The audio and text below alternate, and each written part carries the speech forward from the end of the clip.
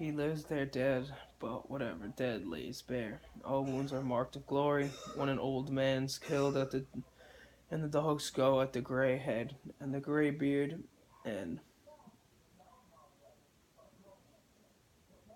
mutilate no mutilate the genitals.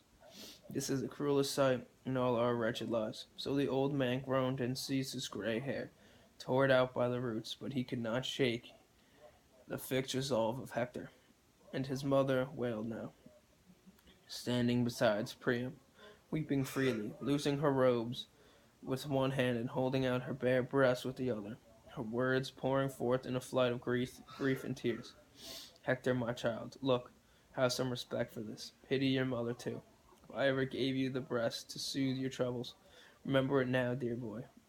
Beat back the savage man from safe inside the walls. Don't go forth, a champion pitted against him. Merciless, brutal man. If he kills you now, how can I ever mourn you on your deathbed? Dear branch in bloom, dear child I brought to birth, neither I nor your wife, that warm, generous woman, now far beyond our reach, now the Argive ships, the rushing dogs will tear you, bolt your flesh. So they wept, the two of them crying out to their dear son, both pleading time and again. But they could not shake the fixed resolve of Hector.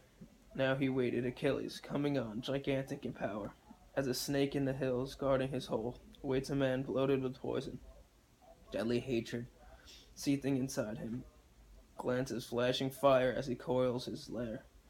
So Hector, nursing his quenchless fury, gave no ground, leading his burnished shield against the jutting wall, but harried still. He probed his own brave heart. No way out. If I slip inside the gates and walls, Polydamas will be first to heed disgrace on me. He was the one who urged me to lead our Trojans back to Ilion just last night. Distracious night, Achilles rose in arms like a god. But did I give way? Not at all. And how much better it would have been. Now my army's ruined, thanks to my own reckless pride. I would die of shame to face the men of Troy, and the Trojan women trailing their long robes. Someone less of a man than I will say, O Hector, stalking all of his own strength, he destroyed his army. So they will mutter. So now, better by far for me to stand up to Achilles, kill him, come home alive, or die at his hands in glory, out before the wall. But wait, what if I put my stub shield and heavy helmet, prop my spear in the rampart, and go forth, just as I am, to meet Achilles, noble Prince Achilles? Why, I could promise to give back Helena, yes, and all her treasures with her, all those riches Paris once hauled home unto Troy, in the hollow ships, and they were the cause of all our endless fighting. Yes, yes, return it all to the sons of Atreus now, to haul away, and then at the same time divide